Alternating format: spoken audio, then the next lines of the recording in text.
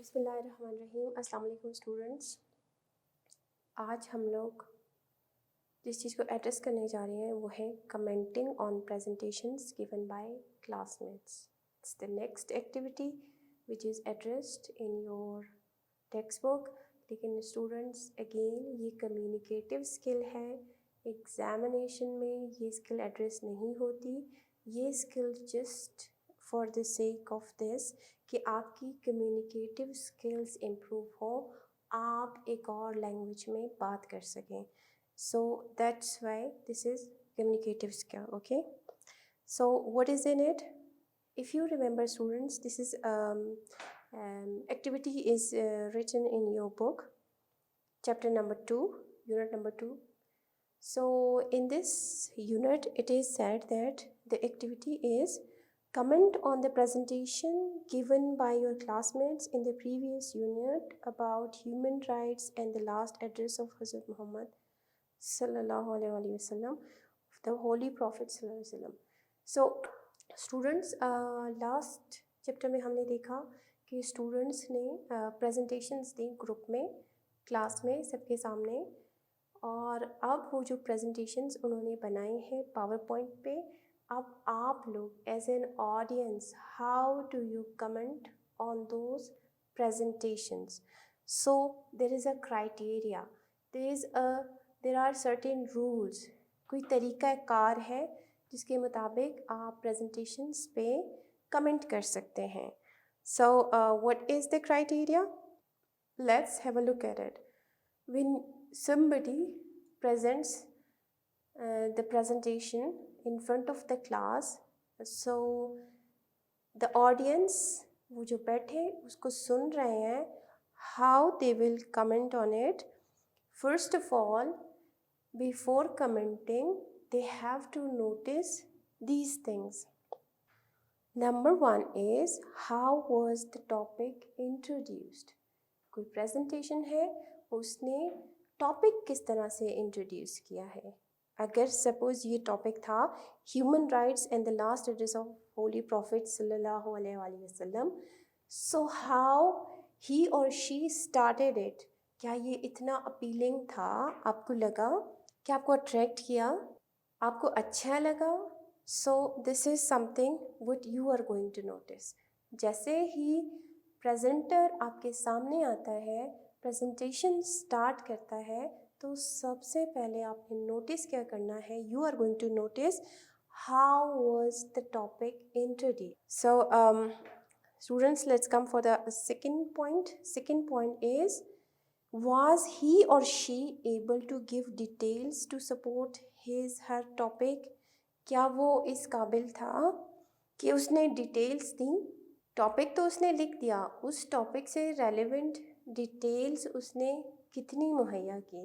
इतनी मुहैया की कि वो टॉपिक आपकी नज़र में जो है वो क्लियर हो गया कि ये प्रेजेंटर क्या प्रेजेंट करना चाह रहा है। So after being introduction, you are going to notice, was he or she able to give details to support the main point or main topic? Whatsoever was the topic, he or she will write accordingly. Suppose ये oral communication है और ये activity है आपकी, तो ये जो points है, ये क्या आपको इसके बारे में details दे रहे हैं या नहीं? And the third point is, how was his her confidence? पे थर्ड लेवल पे आप उस प्रेजेंटर का कॉन्फिडेंस देखते हैं। क्या वो कंफ्यूज तो नहीं हो रहा? क्या वो बार बार अटक तो नहीं रहा? There are so many signs of confusion. Some people like start trembling. आपको पता है जब कॉन्फिडेंस नहीं होता तो फिर या तो आपकी आवाज़ में वो चीज़ नज़र आती है, या आपकी बॉडी लैंग्वेज में नज़र आती है, या आपके लैंग्वेज में जो आप डिलीवर करते हैं उसमें फॉम्बलिंग ज़्यादा होती है, तो उस पे आप उसका कॉन्फिडेंस देख सकते हैं। Did he she conclude the presentation well? ये सब करने के बाद ठीक है, उसने टॉपिक को इंट्रोड्यूस भी करवाया, and after that he or she gave the details, proper details, and then he or she had the confidence. Then what you will notice is, was she able to conclude the presentation well? क्या presentation को बहुत अच्छे तरीके से conclude करके and किया या abruptly and किया? So this is what you will comment then. Then later on you will say and you will mention these things. Did she have a good eye contact with the audience? This is also very important when somebody is delivering the lecture, delivering the presentation. So he or she must have eye contact. कहीं ऐसा तो नहीं वो नीचे देखे जा रहा है और वो ऊपर नहीं देख रहा, या फिर कहीं और देख रहा है. This is the audience and he और she has turn her face like this. So I contact वो जो ऑडियंस है उसके साथ मस्ट है. सो इस पे भी आप कमेंट कर सकते हैं कि your presentation was well except that you need improvement in eye contact. Okay, so the next point is, how did she answer the questions of the audience? Okay, after concluding that and after the eye contact throughout, क्योंकि eye contact throughout देखा जाता है, सिर्फ ऐसा नहीं topic के दौरान, सिर्फ टॉपिक इंट्रोड्यूस करते हुए या फिर बीच में या लास्ट में नहीं, वो थ्रू आउट आप नोटिस करते रहेंगे. जब प्रेजेंटेशन ख़त्म हो गई and then comes what, questioning answers. जैसे कि हमने बताया था लास्ट में कोई प्रेजेंटेशन देता है तो वो उसके क्या क्या रूल्स थे कि आपने क्या करना है, प्रेजेंटेशन को बहुत अच्छे तरीके से तैयार करना है. फिर उसके बाद आके आप जब उसको कॉन्फिडेंटली प्रेजेंट करेंगे, फिर आपने लास्ट में क्वेश्चंस के आंसर्स देने हैं और वेरी पेशेंटली देने हैं, एग्रेसिव नहीं होना, और उसको जो है वो आपने फेस करना है. और उसके लिए आपने ज़्यादा एक्सटेंसिव स्टडी करनी है ताकि कोई ऐसा सवाल अगर आ जाए तो कहीं ऐसा ना हो कि आपके पास उसका जवाब ना हो. सो this is what in it. So here the last point is how he or she answered the questions. How did he or she answer the questions? So after while answering the questions, ज़्यादा aggressive behavior तो नहीं था presenter का, या वो irritate तो नहीं हो रहा था कि क्या आप लोग मुझसे सवाल पूछ रहे हैं बार बार. So this is something you will notice, and then after that when that person will finish, then you will start commenting on the presentation. So here's a table for you जिसमें आप लोगों ने कुछ चीज़ें नोटिस करनी है. I have gone in the detail, in little bit I'll share it with you. Visual appeal. Presentation जो उसने बनाई है, क्या वो विजुअली अपीलिंग थी, क्या वो अट्रैक्ट कर रही थी, क्या उसमें कुछ पिक्चर्स डाले हुए थे, कहीं उसके कलर्स बहुत ज़्यादा ब्राइट तो नहीं थे, कहीं ऐसा तो नहीं था वो आंखों को चुभ तो नहीं रहा था. सो विजुअली अपीलिंग में पिक्चर्स आ जाती हैं, इमेजेस, रिलेटेड इमेजेस आ जाते हैं, और प्रेजेंटेशन का फॉर्मेट आ जाता है. और इसके अलावा उसमें स्पेलिंग मिस्टेक्स आ जाती हैं. तो ये सारी चीज़ें आपने उसमें नोटिस करनी है. सो ये सब आप नोटिस करेंगे, फिर उसके बाद आप इनको कमेंट कर सकते हैं. उनके अलावा ये चीज़ें भी आप देखेंगे. अब विजुअल अपील में किसी का प्रेजेंटेशन एक्सीड्स लेवल, बहुत ही अच्छा होता है उस लेवल से जिसमें आप एक्सपेक्ट कर रहे हो, उससे कहीं ज़्यादा होता है. उसमें नो स्पेलिंग और कैपिटलाइजेशन और फॉर्मेटिंग एरर्स, कोई फॉर्मेटिंग एरर्स नहीं है, कोई स्पेलिंग मिस्टेक नहीं है, और वेरी विजुअली अपीलिंग, बहुत ज़्यादा अपीलिंग, बहुत मज़ा आया उसकी प्रेजेंटेशन देखते हुए. सो दिस इज़ एक्सीड्स लेवल. तो आप फिर उसी के हिसाब से उसको कमेंट भी करेंगे और आप मार्क्स भी दे सकते हैं. स्ट्रॉन्ग परफॉर्मेंस में क्या है, slides are academic and essentially and skilfully done. अब बहुत अच्छे तरीके से स्लाइड्स बनाई गई थी और अच्छा लग रहा था अगर आप लोगों को उसके स्लाइड्स को देखते हुए. ओके, सो आप स्ट्रॉन्ग परफॉर्मेंस कैसी होती है? स्ट्रॉन्ग परफॉर्मेंस में slides are academic, professionally and skilfully done. Skilful भी है, प्रोफेशनल भी है, और बहुत अच्छे तरीके से बनाए गए हैं. A few spelling, formatting and capitalisation errors, एक दो जगह पे ऐसे एरर्स थे और विजुअली अपीलिंग थे. तो इसका मतलब है वो स्ट्रॉन्ग परफॉर्मेंस है. अच्छा, डेवलपिंग में क्या होगा? Slides are academic and professional, many spellings और and capitalization and formatting errors, ये एरर्स थे, उसमें गुंजाइश थी कि उसको मज़ीद बेहतर किया जा सकता था. So it's developing. थोड़ा और टाइम के बाद वो मज़ीद निखार की तरफ जाएगा. और फिर स्लाइड्स आर क्लियर, उसमें था अपील कर रहे थे, इसमें क्लियर थे। नीड्स इम्प्रूवमेंट में फिर बहुत सी चीज़ें आ जाती हैं जिसमें आप देखेंगे slides are not academic and और नॉट प्रोफेशनल, प्रोफेशनल और एकेडमिक नहीं थे। और many errors in spelling, capitalization and formatting and makes the slides difficult to read. अब वो स्लाइड्स को अगर आप प्रॉपरली पढ़ नहीं पाते तो ये भी जो है वो आप कमेंट कर सकते हैं। Information on slides are not clearly communicated, वो जो इन्फॉर्मेशन गिवन है उसको सही तरीके से कम्युनिकेट नहीं किया गया, बयान नहीं किया जा सका। ये विजुअली अपीलिंग के हैं। टास्क अचीवमेंट के भी इसी तरह से 4 कैटेगरीज हैं। एक्सीड्स लेवल में very strong knowledge of the topic है और able to answer questions effectively and in detail, ये एक्सीड्स लेवल है। दूसरा स्ट्रॉन्ग परफॉर्मेंस में आप जो है वो क्या कह सकते हैं, आप जब मार्किंग कर रहे हैं, ग्रेडिंग कर रहे हैं कि ये एक्सीड्स लेवल है या इसकी स्ट्रॉन्ग परफॉर्मेंस है या डेवलपिंग है या नीड्स इम्प्रूवमेंट है, तो अगर ये चीज़ें आपको नज़र आ रही हैं तो उसी के हिसाब से आप उस प्रेजेंटेशन को उसी तरह से कमेंट करेंगे। स्ट्रॉन्ग परफॉर्मेंस में strong understanding of the topic, able to answer questions clearly and with detail, उसमें वेरी स्ट्रॉन्ग है, इसमें फिर स्ट्रॉन्ग है। डेवलपिंग में some understanding of the topic, कहीं कहीं पे ऐसा था कि क्वेश्चन के आंसर्स नहीं दे पाए, answered one of the questions appropriately, एक क्वेश्चन का जो है वो बहुत अच्छा से जवाब दिया, सो दिस इज डेवलपिंग। और नीड्स इम्प्रूवमेंट में क्या है, very little understanding of the topic, answered none of the questions appropriately, कोई भी क्वेश्चन जो उससे किया गया उसने प्रॉपरली आंसर नहीं किया, so this is needs improvement. There are 5 things, ठीक है। पहले में हमने देखा कि टास्क पहले में था विजुअली वो अपीलिंग थे या नहीं थे। दूसरा जो है वो टास्क अचीवमेंट कितनी थी। अब कम्युनिकेशन स्किल्स पे आ जाते हैं। Body language and eye contact was very effective strong performance में, and pronunciation was expressive and clear.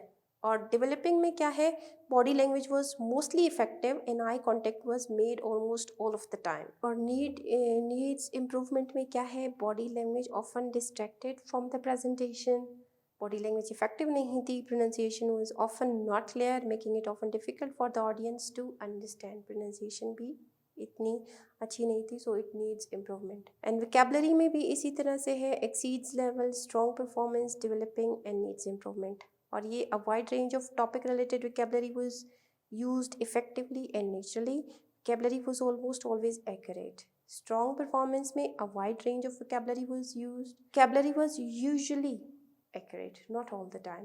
So developing a range of vocabulary was used, बहुत सी vocabulary यूज़ की गई है, लेकिन vocabulary was accurate enough to communicate ideas, ठीक है, इतनी थी कि वो ideas को communicate कर रहा था, so this is developing। और needs improvement में lack of vocabulary और फिर frequent errors जो है वो उसमें थे। ग्रामर भी इसी तरह से यही 4 चीज़ें आप देखेंगे, अगर जो है वो a wide range of complex grammar used effectively and naturally with few errors, तो एक्सीड्स लेवल है। स्ट्रॉन्ग परफॉर्मेंस में range of complex grammar used with some errors, complex structures have some errors. और डेवलपिंग में a range of grammar used with errors, range तो use की गई लेकिन कुछ एरर्स थे। और फिर complex structures often have errors, grammar is accurate enough to allow for communication, इतनी ग्रामर थी कि कम्युनिकेशन हो सकती थी। नीड्स इम्प्रूवमेंट में limited range of grammar which interferes with communication of ideas and grammar frequently inaccurate. So some exemplary phrases जो है वो मैंने कोट किए हैं। ये सारी चीज़ें जब आपने देखी तो आपको पता चल जाएगा कि आपकी प्रेजेंटेशन कहाँ फॉल कर रही है और फिर आप उसमें मज़ीद इम्प्रूवमेंट्स कहाँ से ला सकते हैं। ये कमेंट्स जब आप करेंगे तो फिर नेक्स्ट को पता चल जाएगा कि भाई मेरी वीकनेस कहाँ पर थी। और सम एग्जाम्पलरी फ्रेजेस भी मैं लेके आई हूँ आप लोगों के लिए, ताकि आप लोग थोड़ा सा उस तरीके से कमेंट कर सकें क्लास में for the communication. You really have the natural ability to hand out presentation material in a very organized way. Your presentation are often compelling and visually stunning. You really know how to effectively captivate the audience. Well done. और इसी तरह के different phrases हैं जो कि आपको नज़र आ रहे हैं. If you want some of them, you can write them down so that you can practice speaking them, and then you will have a good comment. You can command on commenting presentation. So this is if somebody has done great. And there are other phrases if you want the presenter to improve. तो उसके लिए remember, it's always good to present about the things you are passionate about. When you speak to people about your passions, they can sense it. Same goes with presentation. कि आप जब अपनी feelings किसी को बताते हैं तो उनको सेंस आ जाती है कि किस तरह की फीलिंग है, पैशनेट है. और इसी तरह की प्रेजेंटेशंस है identify what it is that excites you and somehow bring it into every presentation. आपने वही चीज़ें प्रेजेंटेशन में लेके आनी है. It will make it easier to present and your audience will feel the energy you portray. So with energy जब आप कोई चीज़ करेंगे तो वो ऑडियंस की तरफ भी ऑटोमेटिकली कन्वे हो जाती है. So there are 3 tips. Again if you want to note them down you can write them. फिर आप practice saying these things on the presentations. All right, so the next question we will now go for it. Now the next question is about perfect participle. So what is a participle? A participle is a verb from that form that, what is a participle? Students, if you remember, you have read it in Unit 1, what were the participles, and there are 2 types of participles. So a participle is a verb form that can be used. Participles क्या होते हैं? Let's repeat them. जो कि verb form जो कि use हो सकती है as an adjective to create verb tense. Verb tense में हम participle को जैसे ing form और ed form verb tense create करने के लिए हम इसको use कर सकते हैं as an adjective. If you remember running water. अब रनिंग तो वर्ब है लेकिन रनिंग वाटर के बारे में उसको क्वालिफाई कर रहा है. So here it is an adjective. To create the passive voice. Passive voice में भी आपको पता है कि हम पास्ट पार्टिसिपल यूज़ करते हैं. So this is again a participle, a form of verb which is used for these things is called a participle. There are 2 participles, present participle ending with ing and past participle usually ending with ed or d or t or en or n. So this is, if you remember, are taken from unit number 2. And the third one which we are addressing here is perfect participle. अब यहाँ पे क्या कह रहे हैं कि don't think of perfect participle as a third type of participle. ये third type नहीं है पार्टिसिपल की. It is just a commonly used structure. ये एक स्ट्रक्चर है that features a present participle, जिस पे जो है वो 2 तरह के पार्टिसिपल आपको नज़र आएंगे. एक प्रेजेंट पार्टिसिपल हैविंग. हैव का ing फॉर्म प्रेजेंट पार्टिसिपल है having. And a past participle, for example taken, eaten, played. After having के बाद वर्ब का पास्ट पार्टिसिपल यूज़ होता है. So this is what they are saying, don't mix them. ये क्या है? कॉम्बो है, कॉम्बिनेशन है प्रेजेंट पार्टिसिपल और पास्ट पार्टिसिपल का. प्रेजेंट पार्टिसिपल हमारे पास ing फॉर्म है और पास्ट पार्टिसिपल जैसे कि मैंने आपको बताया जो कि एंड होते हैं डी पे, टी पे, एन पे, en पे. So these are past participle. तो पहले जो है वो यहाँ पे हैविंग आएगा, फिर उसके बाद past participle आएगी. So this is the structure of it. So what is perfect participle? फिर हम इसको क्यों इस्तेमाल करते हैं, ये होता क्या है? The perfect participle indicates completed action. It is formed by putting the present participle having before the past participle. Indicate क्या करता है? completed action को, जिसमें पहले present participle फिर उसके बाद past participle आता है. So again, let's see a perfect participle that refers to an action that occurs or happens before the main verb in the main clause. Main clause में जो उसका main verb है उससे पहले perfect participle जो है वो action जो कि main verb से पहले perform हो रहा हो main clause में. That refers to an action that occurs or happens before the main verb. Got it? Main verb से पहले एक एक्शन जो परफॉर्म हो रहा है वो परफेक्ट पार्टिसिपल है और मेन क्लॉज में हो रहा है। अच्छा, परफेक्ट पार्टिसिपल की फिर दो टाइप्स हैं, परफेक्ट एक्टिव पार्टिसिपल और परफेक्ट पैसिव पार्टिसिपल। कहीं पर ये as an active form use होता है, आपको पता है एक्टिव में फिर हम जस्ट हैविंग और third form of use verb use करते हैं, जबकि पैसिव में हम क्या करते हैं, बीन का यूज़ करते हैं, having been.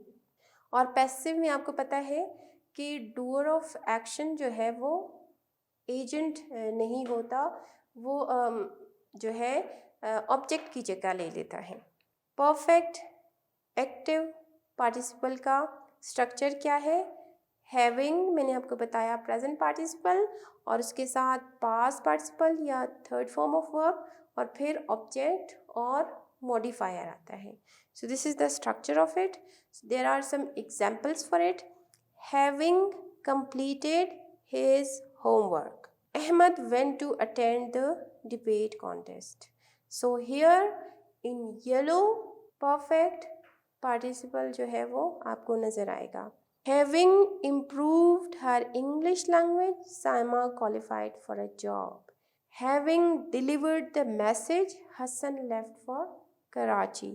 Having paid the fine, I got my license renewed. एक completed action, एक action से पहले दूसरा एक action complete हो चुका है और उसके साथ एक और action फिर हो रहा है, तो यहाँ पे past participle हमने यूज़ किया और उसके बाद फिर जो है वो next action। तो पहले उस completed action को show करने के लिए हम perfect participle का इस्तेमाल करते हैं। So these are some of the examples. अब यहाँ पे जो एक्टिविटी है आप लोगों की बुक में जो एड्रेस हुई है, री right the following sentences replacing the underline parts with a perfect participle. Perfect participle के साथ आपने जो है वो इनको रिप्लेस करना है। नाउ सी, वी स्विच्ड, एक एग्जाम्पल आपको दी गई है, we switched off the lights before we went to bed. पहले लाइट स्विच ऑफ की, एक एक्शन कंप्लीट हो गया, फिर उसके बाद दूसरा एक्शन क्या था, गोइंग टू बेड था, तो उससे पहले एक एक्शन कंप्लीट हो चुका है जो कि लाइट्स का टर्निंग ऑफ है। इस वजह से हमने यहाँ पे पास्ट पार्टिसिपल यूज़ किया। Having switched off the lights, comma, आपने याद रखना है कि जब पास्ट पार्टिसिपल आप यूज़ करते हैं तो उसके बाद आप कॉमा यूज़ करते हैं। Having switched off the lights we went to bed. अब पहले सेंटेंस में बिफोर यूज़ किया गया है ये बताने के लिए कि पहले एक एक्शन हुआ, इससे पहले कि ये वाला दूसरा एक्शन होता। तो हैविंग में भी, हैविंग स्विच्ड ऑफ में भी पास्ट पार्टिसिपल यूज़ करके यही सेंस कन्वे कर सकते हैं आप। So let's see how we have done the rest of them. He has worked till late hours, so he is exhausted now. So students, it is in active form. तो ये active में, active को हम किस तरह से, active का structure मैंने आपको बताया, पहले हैविंग पे थर्ड फॉर्म ऑफ वर्ब, फिर उसके बाद ऑब्जेक्ट और डूअर और मॉडिफायर, ठीक है। तो he has worked till late hours, so he is exhausted now. हमने क्या किया, ये जो वर्क परफॉर्म हो रहा है, पहले जो उसने परफॉर्म किया है वो क्या था, worked till late hours, worked till late hours, ठीक है। तो हम इसी एक्शन को परफेक्ट पार्टिसिपल हैविंग के साथ लेके आएंगे, having worked till late hours. और जब हैविंग हम इस्तेमाल कर लिया तो फिर यहाँ पे सो नहीं आएगा, ठीक है। सो तो हमने उस वक्त बताया कि एक एक्शन कंप्लीट हुआ, अब दूसरा हुआ, तो इस वजह से सो का यूज़ हुआ। लेकिन यहाँ पे जब हम परफेक्ट पार्टिसिपल यूज़ करते हैं तो सो जो है वो नहीं आएगा। Having work till late hours, he is exhausted now. Students, मैंने यहाँ पे आपको 3 तरह से इनको चेंज करके बताया है। आप इस तरह से, जो फर्स्ट वन है इस तरह से भी कर सकते हैं, ही। सेकेंड वन, ये ऑप्शन है, इस तरह से भी आप कर सकते हैं। ही जो है वो क्या है, ये सब्जेक्ट है, आप इसको पहले ले आए, उसके बाद कॉमा ही। अब ही ने किया क्या था, क्या वर्क परफॉर्म किया था, वर्कड till late hours, उसने जो है वो ये वाला वर्क था उसका, तो यहाँ ही लिखने के बाद having worked till late hours फिर कॉमा is exhausted now। हम इस तरह से भी सब्जेक्ट को स्टार्ट में लाके फिर परफेक्ट पार्टिसिपल के साथ एक्शन को लिखने के बाद फिर बाकी सेंटेंस उसी तरह से भी कंटिन्यू कर सकते हैं। और फिर जो थर्ड है, हमने क्या किया, ही इज़ एग्जॉस्टेड नाउ, हमें पहले पता चला।